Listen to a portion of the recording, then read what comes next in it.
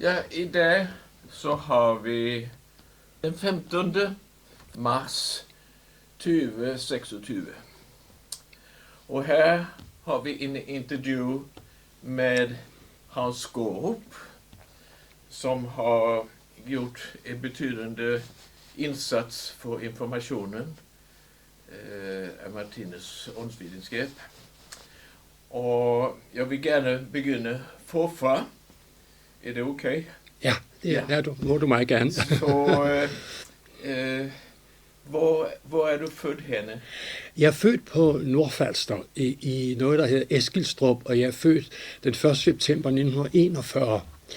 Og jeg kan huske slutningen af 2. verdenskrig, ikke så forfærdeligt meget, men jeg kan huske, at min søster blev født januar 45, og det husker jeg meget tydeligt. Og så har jeg en særlig oplevelse fra foråret 45, fordi jeg står uden for min forældres hus, sådan et lille arbejderhus, og der står jeg udenfor, og jeg kan huske solen skinnede, og jeg kigger ud på de gårde, der lå omkring, og pludselig så hører jeg en underlig sådan brummende lyd sydfra, og så viser det sig, at det er omkring, jeg tror sådan 800 allierede bombefly, der har været på dagbombning over Berlin.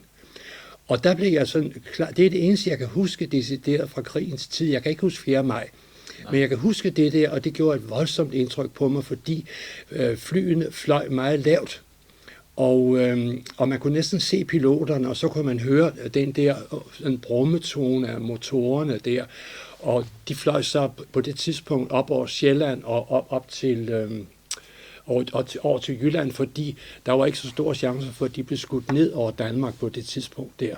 Så det er noget af det allerførste, jeg kan huske, og jeg har lavet mange udsendelser om krigens tid, og altså både om Tyskland og Østrig og Danmark og så videre. Så jeg er så glad for, at jeg har det der personlige erindring om 45, der jeg kan huske det.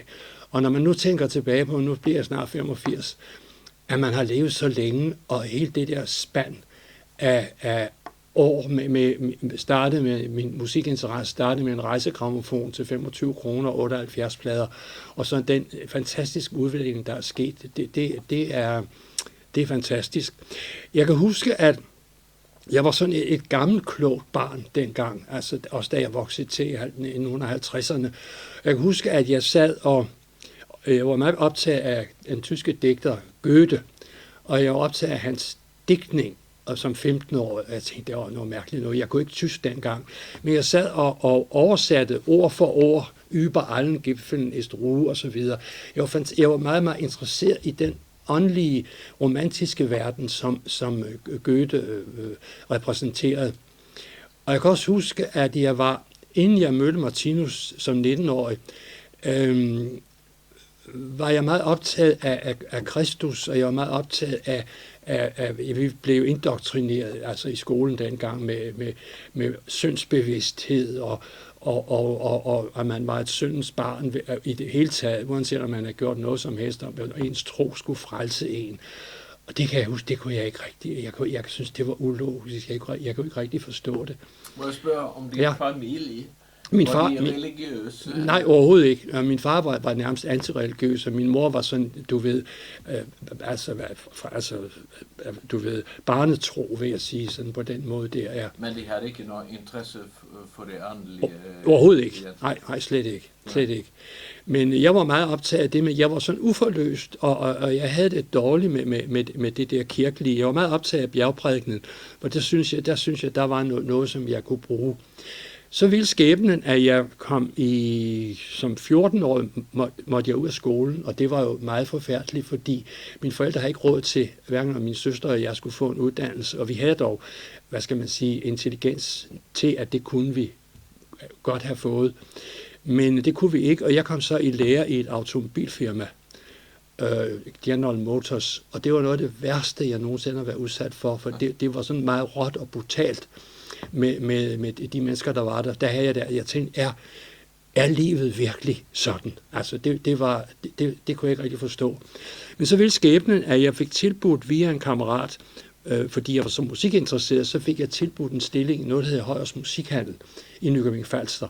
Og der kommer jeg så ind i en helt anden kultiveret verden, end den jeg oplevede i automobilfirmaet der. Og det var jo fantastisk for mig, og der lærte jeg også, min chef hed Wilfred Højer, og ham er jeg meget taknemmelig for den dag i dag. Han var en meget dannet mand, og der lærte jeg også dannelse, og hvordan man skulle opføre sig, så det var meget fint. Og der var jeg meget glad for at være, og solgte grammofonplader, klassiske grammofonplader. Spiller du noget instrument? Jeg spillede cello. Cello, ja. Men i løbet af et år, hvor jeg havde fået undervisning, fandt jeg ud af, at jeg ville aldrig blive nogen god cellist. Så jeg opgav og fandt ud af, at jeg skulle nok arbejde med musikken på en anden måde. Fordi jeg har den holdning, at hvis jeg skal lave noget, så vil jeg være den bedste. Det kan man ikke blive.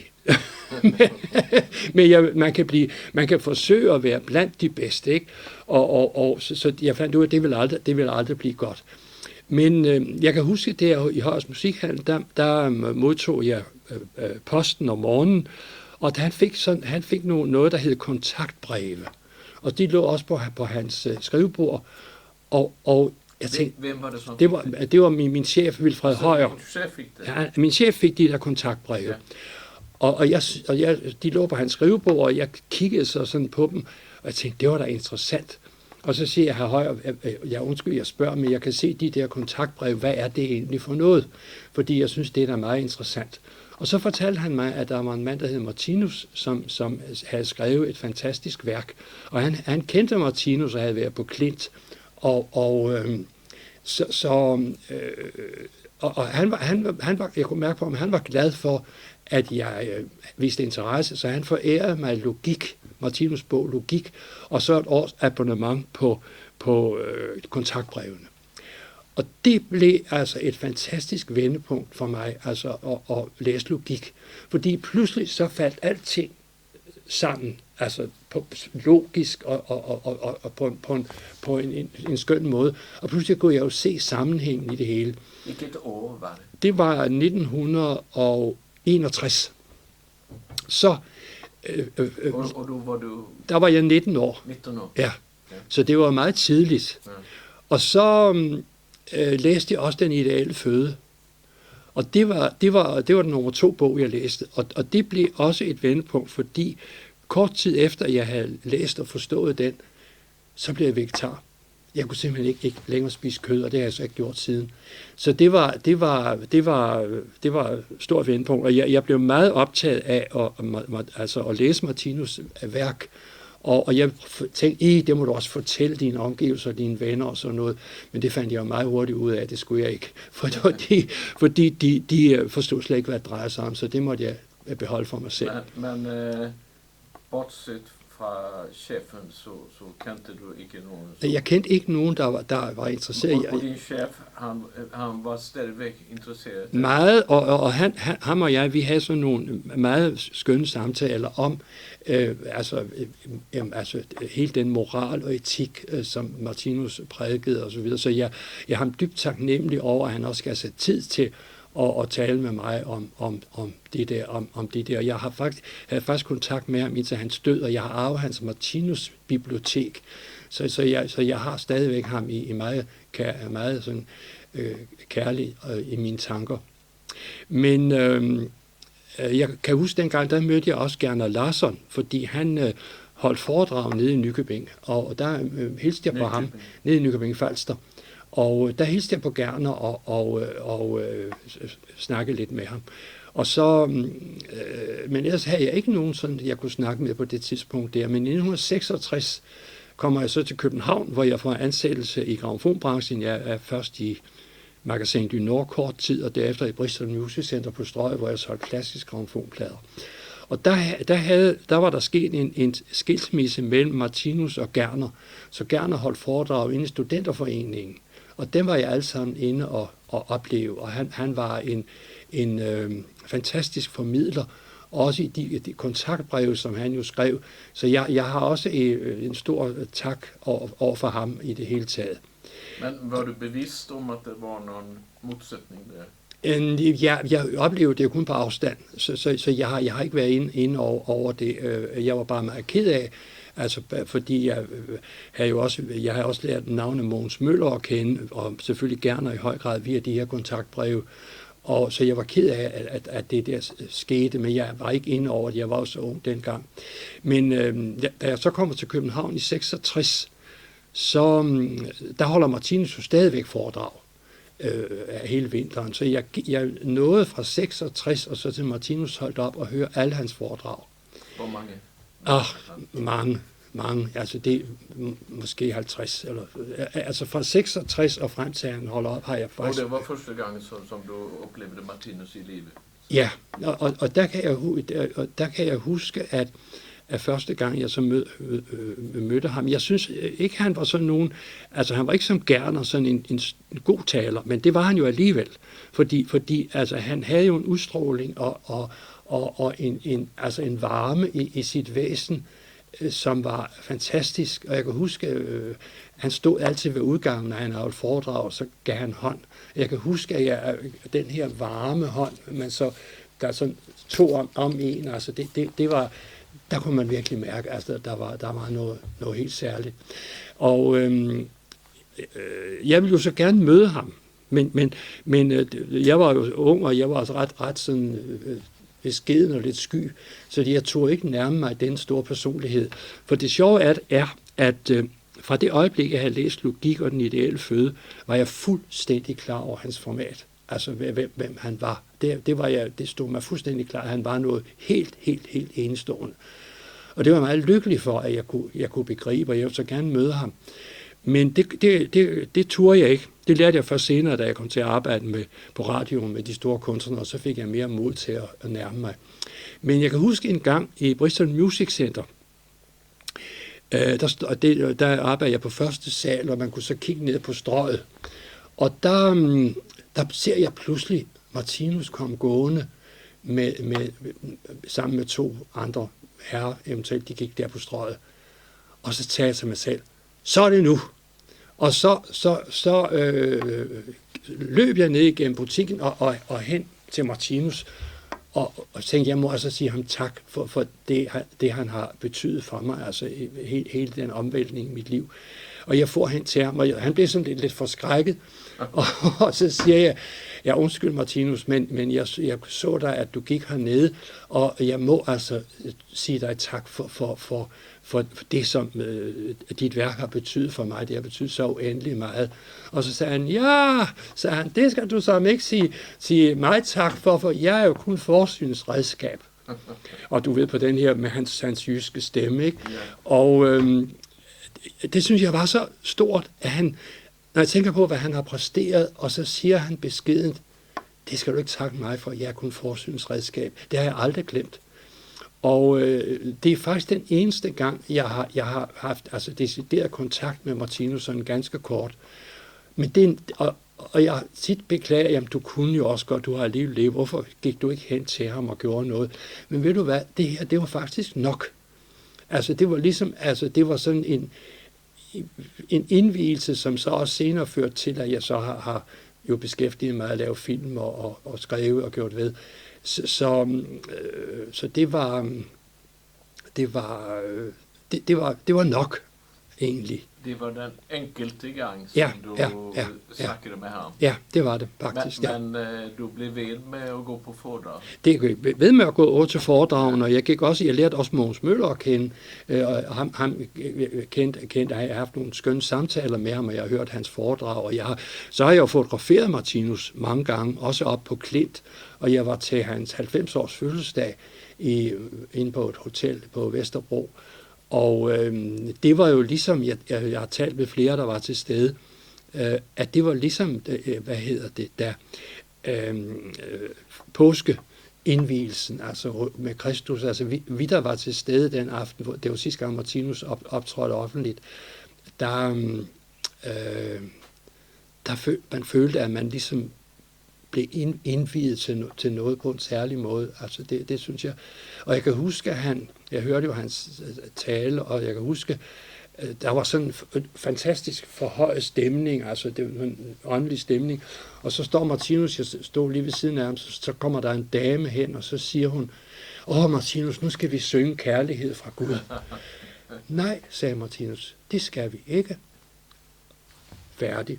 Altså, der så jeg, han trådte i karakter. Altså, det kunne han jo, og det var meget lavmål, han sagde det meget stille. Nej, det skal vi ikke. Og så var man ikke i tvivl om, det skulle vi absolut ikke. Men jeg har fotograferet ham op på Klint, og jeg har også fotograferet ham til hans 90-års fødselsdag, så jeg har nogle meget skønne billeder af ham. Du var nærværende der? Jeg var nær, det var jeg. Jeg var også der. Du var også der, ja. Ja.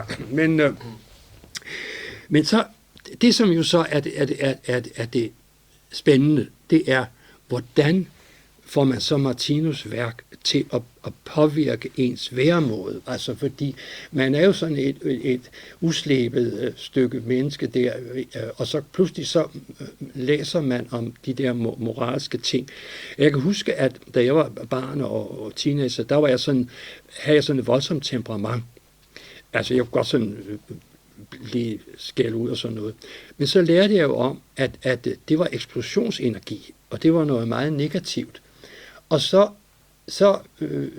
tænkte jeg, det må der altså gøre noget ved.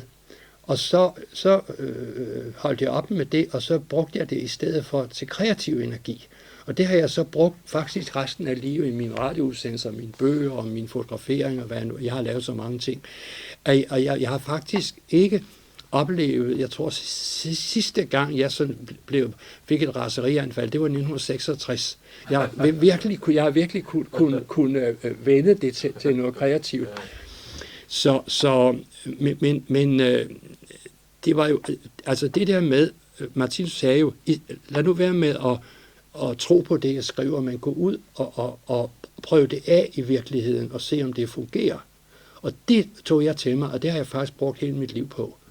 Og så har jeg jo fundet ud af, at jeg har ikke kunnet tage Martinus i noget, som ikke er rigtigt. Altså, jeg har afprøvet ham på alle ledere og kanter, alt hvad han har skrevet, og jeg har virkelig beskæftiget mig meget indgående med det.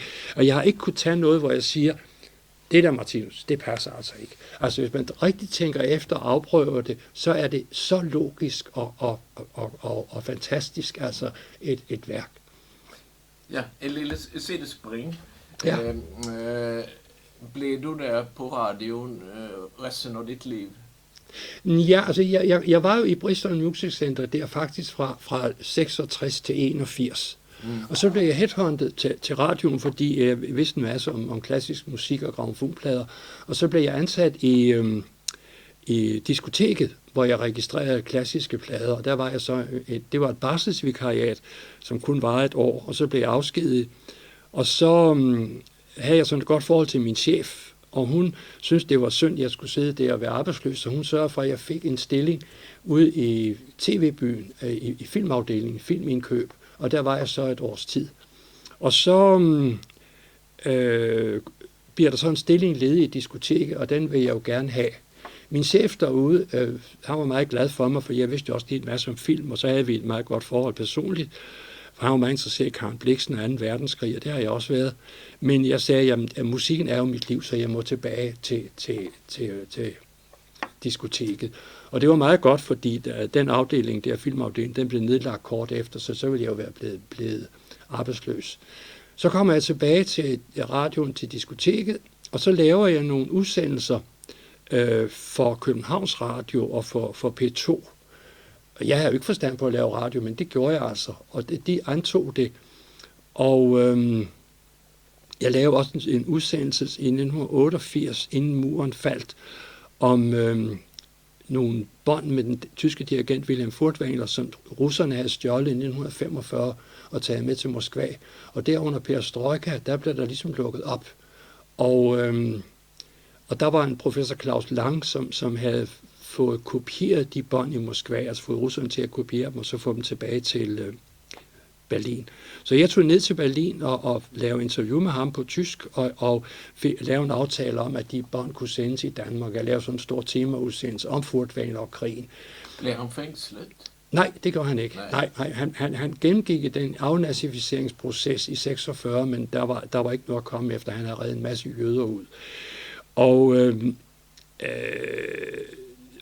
så var der nogen i speakertjenesten, speakertjenesten havde hørt mig, nogen der, og fundet ud af, at min stemme egnede sig fantastisk til mikrofon. Altså det er altså noget med klangen og gøre. Så derfor, det var længere tilbage. Så jeg blev ansat i speakertjenesten, og blev bare kastet ud i det, uden nogen som helst former for undervisning af nogen art. Men det viste sig altså, at min stemme, klangen og nærværet og skandering og hvordan man gør, at det kunne jeg bare. Så der var jeg altså nogle år, og den blev så nedlagt, og så blev jeg headhunted til musikafdelingen. Og jeg kan huske, at min chef, Sten Frederiksen, som jeg faktisk kendte nede fra Nykøbing Falster, han var chef, og han indkaldte mig så, og så sagde han, kunne du ikke tænke dig at komme over til os? Og så sagde jeg, Sten, jeg tror du, det går an, fordi jeg har jo ikke nogen papirer på noget. Jeg er jo ikke hverken akademiker eller journalist eller noget. Tror du, jamen, du kan noget, de andre ikke kan, og det vil vi gerne bruge. Og så sagde jeg, top, så siger jeg ja tak. Og så viste det sig, at det er jo så interessant med det der med skæbnen og med karma, fordi da jeg arbejdede i Nykøbing Falster, der Stens mor, hun var meget musikinteresseret, og hun kom og købte plader hos mig i Højers Musikhandel, og hun havde sådan lidt nervebetonet væsen, men hun var så glad for, at hun kunne tale musik med mig. Jeg havde åbenbart været meget sådan imødekommende og venlig over for hende. Og det havde så gjort, at min chef Sten der havde sådan en god fornemmelse af mig. Og der kan du altså se med hensyn til skæbnen, sådan en lille ting kan blive fuldstændig afgørende for din skæbne, altså på længere sigt. Og så man hørte din stemme ända indtil pensions... Ja, indtil 2010 faktisk. Det var omkring 30 år. Jeg havde jo nytårskoncerterne på tv i 25 år, både på tv og radio, hvor man taler til 800.000 mennesker. Ja, forestil dig det. Ja. Så det var jo, det var jeg meget glad for. Men så du kan alt om klassisk musik i princip? Jeg er ret godt, det skal jeg ikke prale med noget som helst, men jeg er godt inde i både Mozart og Richard Strauss og Wagners opera. Jeg kan mange partiturer uden af sådan. Så jo, jeg synes, at jeg ved noget om det. Altså, og så det modernistiske komponister? Også Alban Berg og alle de der forskellige har jeg også beskæftiget mig meget med. Ja.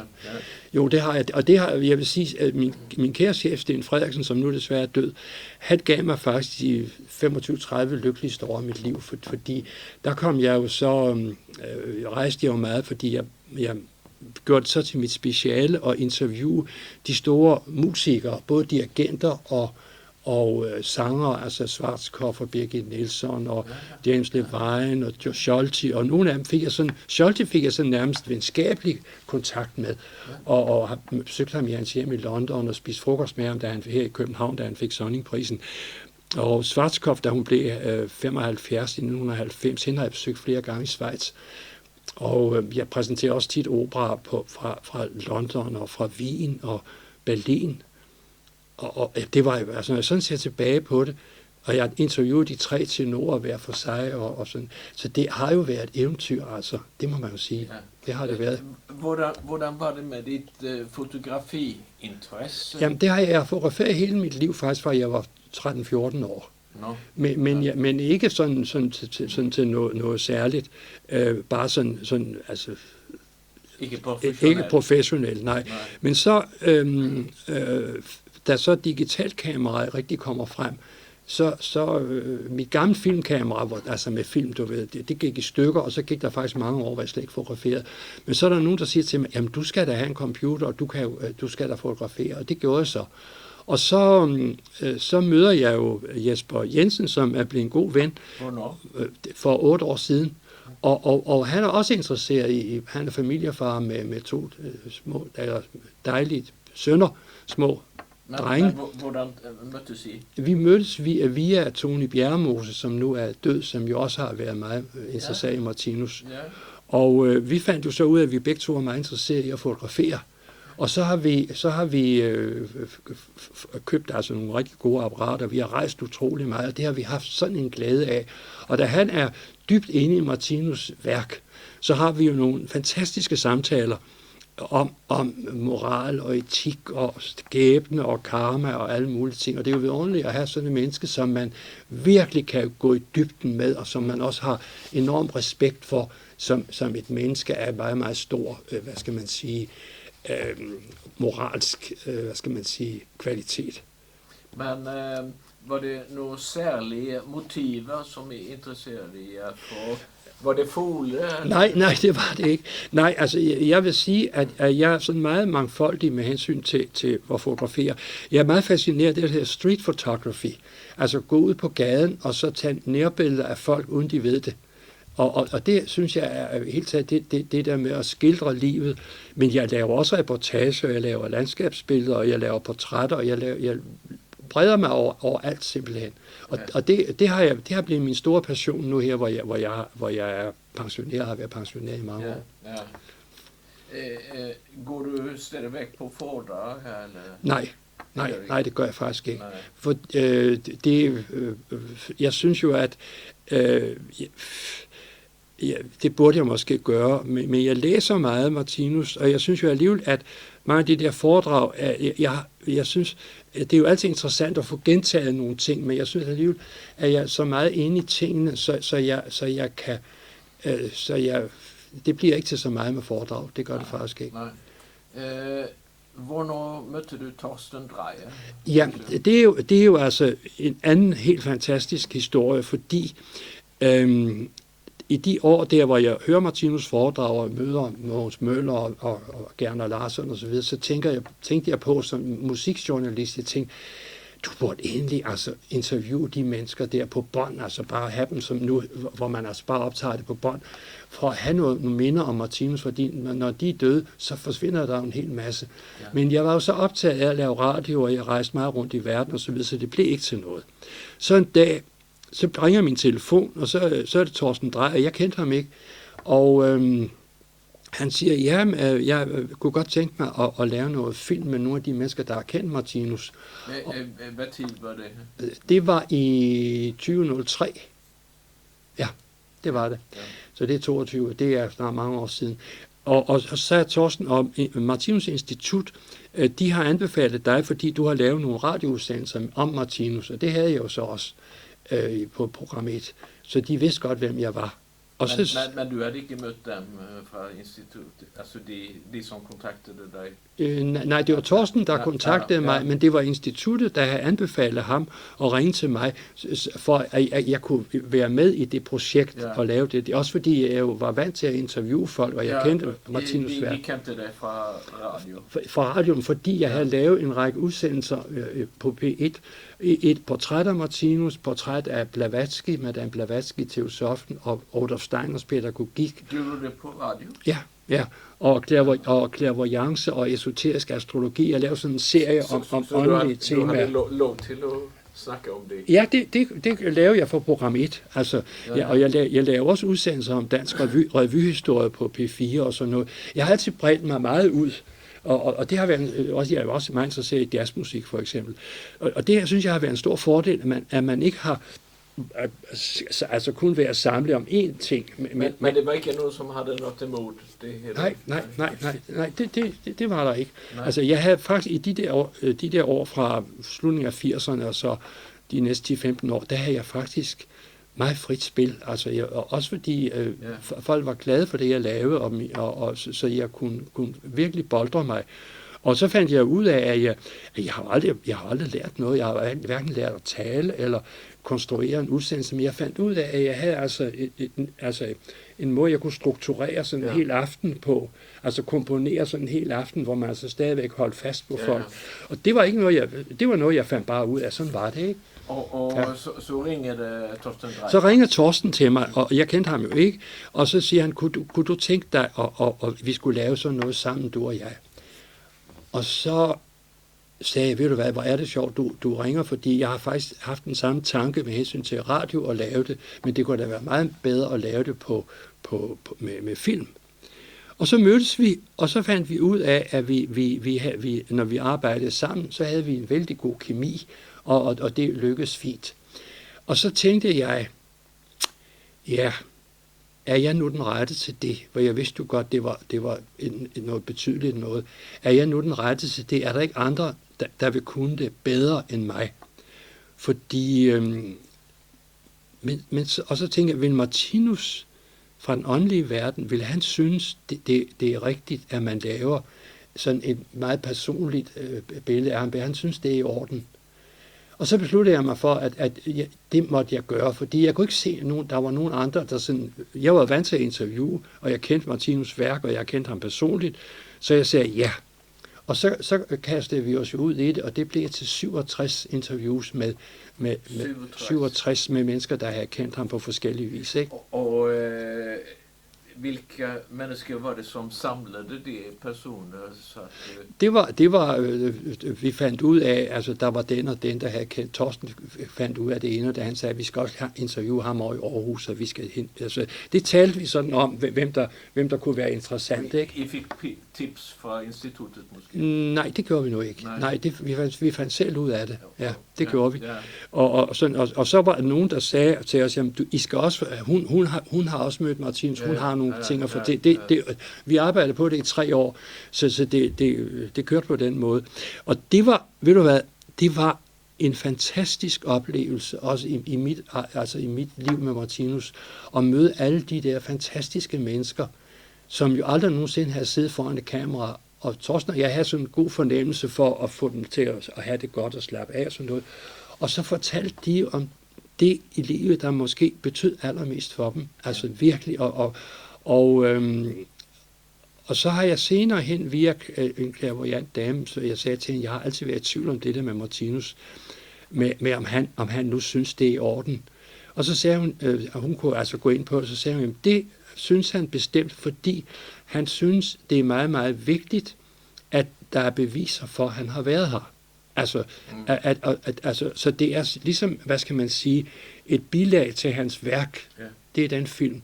Fordi der kan man så høre, i den grad, hvordan han var identisk med det værk, han havde skrevet. Ikke? Men I startede altså efter millennium, så du fik ikke med det gamle der, med Mogens Mølle og... Nej. Mogens var død. Han dør jo allerede i 80. Ja. Og Gerner var jo også død mange år forinden. Men du var i tanke om det allerede dengang? Ja. Det var jeg. Men det var, jeg kan godt sige at det var en meget, meget stor oplevelse. Også inspirerende, fordi altså, der fik man jo virkelig mennesket Martinus ind på lystavlen med hvor vigtigt det er, at man lever altså værket ud. Han lever jo virkelig sit værk ud. Og jeg har mange gange bagefter også tænkt på, hvis man står i en vanskelig menneskesituation, så tænker jeg, hvad vil Martinus have gjort i den sammenhæng her? Der er også nogen, der har brugt Kristus, som siger, hvad vil Kristus have gjort? Jeg siger, hvad vil Martinus have gjort? Og ved du hvad, jeg er aldrig nogensinde i tvivl. Jeg ved nøjagtigt, hvad jeg skal gøre, når jeg tager ham ind i billedet. Kom du i tanke om, at de her menneskernes oplevelser kunne være vidt forskellige, og de kunne måske se ting, som gik i modsætning til hinanden? Ja, det synes jeg ikke, jeg oplevede særlig meget. Altså, jeg synes faktisk, de fleste var sådan set samstemmende i den måde, de har oplevet ham på. Ja. Nu for eksempel Voldby, der døde her for ikke så længe siden, han har jo arbejdet sammen med Martinus i 35 år, og han har jo meget kunne fortælle mange ting. Men nej, jeg synes, det var ret samstemmende om det, om hvor meget det havde betydet for de mennesker, at Martinus havde været i deres liv. Ikke? Det her materialet, det findes jo i flere lag, som jeg har forstået det. Altså det findes det uredigerede interviewer på et hvert individ. Ja. Og så findes det en en boks, en DVD-boks, som vi fik lavet i 500 eksemplarer. Ja. Og det er alle 67 interviews redigeret i temaer. Ja, hvor mange videobånd var det? Der er 8 DVD'er. Og DVD. Og der fik vi så også, lånte vi af forskellige mennesker, som havde optaget Martinus på smalfilm. Ja. Og også instituttet havde også noget med, så vi lavede den sidste DVD. Det er en dokumentarfilm. Altså ikke sådan en almindelig dokumentar, men med alle hvad der var sådan af film med Martinus, altså stumfilmsoptagelser. Ja, men var det ikke en DVD også, som var en samling af alt sammen? Jo, altså de syv DVD'er i den boks, ja. Det er en samlet redigering, altså af alle. Ja. Der er optaget 120 timer. Som ligger altså som råfilm, som råmateriale. Men findes det en DVD som er koncentrat af alle de 8? Nej, den findes kun, altså den boks, som er lavet i 500 eksemplarer, og der er det altså, jeg tror hver DVD er en times tid. Og der har man altså, der har Torsten redigeret det, altså. Ja, ud fra, jeg har den bestemt hjemme. Ja, så du ved godt, ja. Nej, så det var, men vi instituttet støttede os så med nogle penge, fordi altså for mig var det vigtigt, at det var en gave til eftertiden og en tak til Martinus. Ja. Så jeg har ikke fået en krone for noget. Og vi fik så støtte til at lege filmapparater og sådan noget. Ja. Og det var før, der kom digital. Så vi lejede altså det bedste filmapparat, man overhovedet kunne leje på det tidspunkt. Så det var ikke jeres egne? Nej, det var det ikke. Vi lejede hver gang, vi skulle ud for at få den bedst mulige kvalitet. Ja. Det gjorde vi. Og vi havde et meget fint samarbejde, Torsten og jeg, altså når vi var ude der. Altså det var ligesom det fungerer altså vældig godt. Men det gjorde det. Har du stadigvæk noget filmapparat, noget udstyr? Eller? Men ikke det, som du har brugt. Men har du noget, som du selv bruger? Nej. Jeg har kun kamera. Jeg kun stille kamera, ja. Men jeg kan selvfølgelig filme med mit kamera, og filme også med min telefon. Ja. Men det er, jeg er mere interesseret i fotografering som med stillbilleder, stemningsbilleder. Men det er en rigtig kamera, det er ikke kun en mobil. Nej. Jeg har et meget kostbart, Nikon, altså spejlrefleks. Og det har Jesper også. Han har det samme, ja, det har vi fået. Og det er vi meget, meget tilfredse med, altså en meget skøn optik. Jeg synes, det er skægt, at du interviewede jo mig en gang. Ja, det gjorde jeg. Det kan du tro, jeg kan huske. Ja, det kan du tro. Og nu interviewede jeg dig. Ja, det er sjovt. Ja. om dine interviewer blandt andet. Ja. Men så skete det noget med, at instituttet ville have det der materiale for sig selv. Ja, altså så viste det sig jo, at Torsten havde skrevet under på, at instituttet skulle have rettighederne. Ja. Og det vidste jeg ikke noget om. No. Det fik jeg først at vide mange år senere, fordi instituttet ville jeg fik at vide, der var nogle problemer der. Jeg har ikke haft kontakt med Torsten i mange år. Vi har ikke noget, vi har et udmærket forhold, altså der er ikke noget derfor, men vores veje er ligesom altså skiltes. Han er gået sådan nogle veje, og jeg går en anden vej. Sådan. Men så fandt jeg ud af det der med, at han havde faktisk afgivet rettighederne uden mit vidne. Og jeg har også rettigheder på det, ikke? Altså, vi har jo 50-50, ikke? Det er jo mine interviews. Så, og der vil så instituttet, så vidt jeg kunne forstå, lægge det ud på deres hjemmeside, og så skulle man betale for at se det. Ja, det var deres plan. Det var deres plan, så vidt jeg ved. Altså, jeg skal passe lidt på, hvad jeg siger, fordi det er sådan lidt, meget af det lidt tåget. Men det kunne jeg jo ikke have, fordi jeg kører efter gaveprincippet, og jeg har ikke fået penge for det, og folk skal heller ikke betale for at se deres. Det skal være gratis. Så jeg fik så et møde med instituttet for at finde ud af det. Og der sagde jeg så, at selvfølgelig skal instituttet have rettighederne, også når jeg er død. Det skal de jo have på længere sigt. Men så længe der har været så meget ballade med ophavsrettigheder og uvenskaber og sådan noget, så sagde jeg, så længe at der er store problemer med det, vil jeg ikke afgive mine rettigheder. Altså jeg vil opretholde dem, men I kan bruge det fuldstændig som I har lyst, og I kan lægge dem ud og så videre, men det skal være gratis. Det har de så ikke gjort, så vidt jeg ved. Vi har ikke lagt det. Nej, det har de så synligheden ikke. Så det har været sådan lidt pinagtigt med det, der har været. Men jeg har sådan prøvet at holde mig lidt ude af det, fordi jeg vil ikke ind i noget fjendskab med nogen.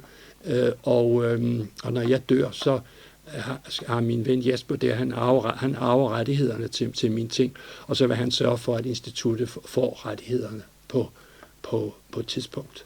Ja, men på betingelse, at det ikke må gøres til genstand for betaling. Nej. Men følte du, at de var måske ikke interesserede, hvis det ikke kunne... Altså det tør jeg jo ikke sige helt, men det så ud som om, når de ikke kunne få penge for det, så var de ikke interesserede, fordi de har ikke lagt, så vidt jeg ved, har de ikke lagt det ud. Og jeg sagde til dem, at I ikke frit lægge det ud, og så videre, men det har de så ikke gjort. Ja. Men altså, jeg tænker også på, den film der, den er jo ikke lavet for nutiden så meget. Den er lavet for kommende generationer. Altså når engang Martinus ikke... Når alle os, der har kendt Martinus, er døde, og det er vi jo inden for et par årtier, så er der jo ikke flere tilbage. Så ligger der jo kun den film. Og så kan man sige... og derfor tror jeg også, at den vil komme til at spille en stor rolle også for forskning inden for, hvem var Martinus egentlig?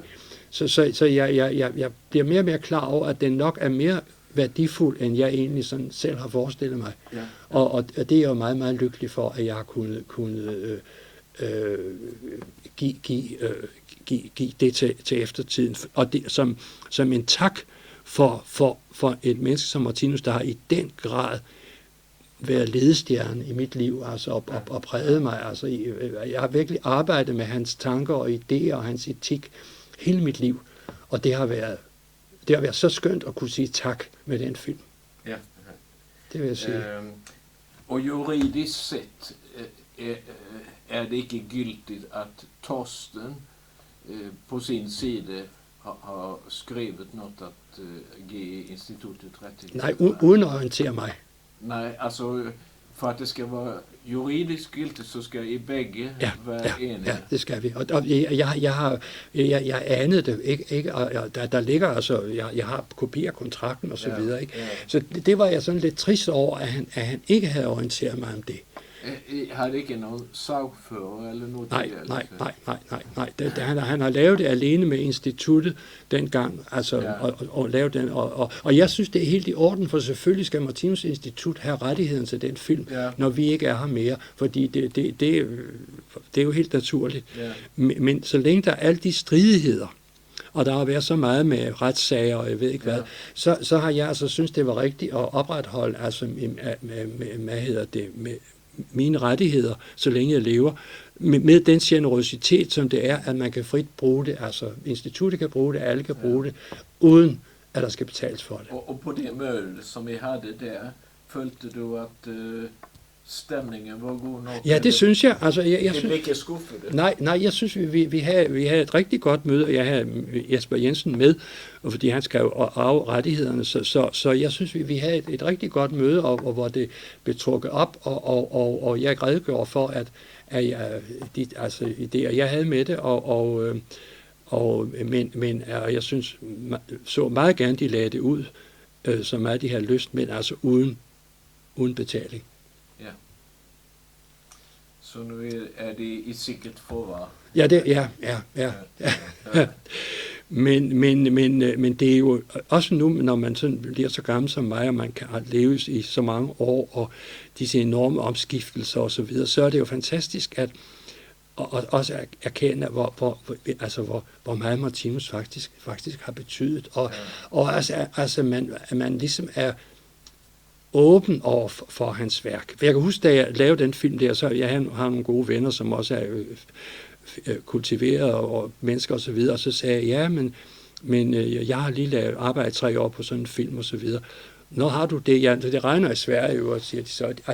Altså, de var overhovedet ikke, altså, der kunne jeg tænkte på, det er så, og man skal ligesom være modtagelig for det niveau, som Martinus er på. Og det er altså de venner, jeg havde der, og det var kultiverede mennesker og sådan noget, men de var slet ikke klar til at overhovedet bare spørge mig, jamen, hvad drejer det sig egentlig om? Og så vil jeg svare, jamen, det drejer sig om at opføre sig ordentligt. Er det ikke rigtigt? Det er jo sådan set hemmeligheden ved Martinus værk, det er, at man skal bare opføre sig ordentligt og kærligt over for alle væsener, både dyr og mennesker og mikroverden og så videre. Så, men altså det, at man har fået lov til at kigge ind i det lys, og også, så jeg er helt overbevist om, at i næste inkarnation, det vil jeg bruge til at formidle Martinus værk. Og det bliver om 100 år. Så kan vi se, hvor langt vi er nået til den tid der. Og hvad tror du selv om fremtiden? Altså, da jeg lærte Martinus værk at kende som 19-årig, så tænkte jeg, om 20-30 år, så må han da være fremme og så videre. Men nu kan vi jo se med verden i dag, med krige og så videre. Så det sker jo ikke. Så jeg tror, der går hundredvis af år før at hans værk bliver, hvad skal man sige, grundlaget for statsdannelser og så videre. Altså det bliver den moralkodex, han står for, som vil være baggrunden for statsdannelser og sådan noget, der går mange år. For Martinus snakker det om, at i dette århundrede nu, så ville det blive forbudt med krig. Så det var måske ikke en sådan nøje forudsigelse. Nej, jeg tror, det der med tid, altså, jeg ved ikke, hvordan Martinus havde det med tid, men jeg tror mere, han så det sådan i et andet perspektiv. Ja. Det tror jeg, han gjorde. Så jeg ved ikke, altså, han har også talt om, der vil komme altså, nogle krige endnu. Altså, men det er jo allerede. Det er vi jo fuld gang med nu, ja, det er vi. Men det er også det der, ved du hvad, når man har Martinus i bagagen, og han ligesom er den, der styrer en, så føler man jo også tit, at man har fat i den lange ende, altså i virkeligheden. Fordi når man har Martinus i hånden, så har man altid fat i den lange ende, synes jeg. Fordi når man kører efter den moral, og selvfølgelig falder man i en gang imellem, det gør vi jo alle sammen, på forskellige vis, man siger, det skulle du måske ikke have gjort, altså, men du ved jo godt, at sådan og sådan, ikke? Men, ja. Og dit liv nu, det du fotograferer? Jeg er så utrolig optaget af at fotografere, fordi der er et kunstnerisk element i det der med lys og skygge, og også skildre et godt portræt af et menneske, eller et skønt landskab, eller altså noget. Det er jeg meget optaget af. Det giver mig et utrolig stor glæde. Også at gå igennem København sådan en solbeskinnende dag, stå lidt i skyggen og fotografere alle de her farvede mennesker, kommer fra Japan og fra Afrika og så videre, og skildre dem fotografisk, sådan, du ved, disse altså mikrosekunder, det tager lige at fotografere. Det synes jeg er sjovt. Ja. Og der er en kunstnerisk glæde ved det. Og Martinus, det har du for dig selv, og du læser og prøver at praktisere det. Ja, det gør jeg. Altså, jeg har jo ikke skrevet sådan bøger eller noget. Jeg har skrevet nogle artikler fra tid til anden, men det er ikke så meget. Nej, det er den der film, der sådan set er min manifestation. Så jeg holder heller ikke for Martinus foredrag. Jeg har holdt nogle ganske få foredrag. Jeg kan ikke fordrage at holde foredrag i det hele taget. Men jeg har gjort det mange gange, fordi jeg siger til mig selv, at når jeg kan lave radio, så kan jeg også holde foredrag. Så det kan jeg også godt. Men jeg er sky. Det tror man ikke, men jeg har altså en skyhed. Jeg er født i jomfruens tegn. De er altid sådan lidt tilbageholdende. Og så jeg har holdt det mange gange, og det er også gået godt. Men jeg tænker, Men du diskuterer med Jasper? Der har jeg de bedste samtaler med ham, fordi han er dybt inde i det, og vi har så nogle fantastiske samtaler, som for eksempel vi tager temaet forbøn op. Kan man for eksempel gå i forbøn for nogen? Kan man tillade sig at gribe ind i deres karma? Hvor går grænsen? Og sådan nogle ting. Sådan nogle temaer diskuterer vi netop med, og det synes jeg er en stor fornøjelse. Altså, det er det. Ja. Det er det. Er det noget, du vil tilføje? Nej, jeg vil virkelig sige, at jeg er glad for, jeg vil virkelig sige tak til Martinus. Og jeg er glad for, meget lykkelig for, at han valgte mig. Og det har jeg sådan fået at vide også fra åndelig side, at det har han gjort, fordi at han mente, at min moralkodex var i orden, at jeg kunne gøre, og så har han sagt, jeg giver dig lang line, for det kan du godt tåle. Og det ved jeg ikke om det er sådan, har jeg fået at vide fra åndelig side, men det synes jeg er meget dejligt. Så jeg vil sige, at jeg glæder mig. Jeg skal altså, nu er jeg blevet så gammel, så på et eller andet tidspunkt, så der er jo ikke så lang tid tilbage. Man sidder jo i venteværelset på en eller anden måde.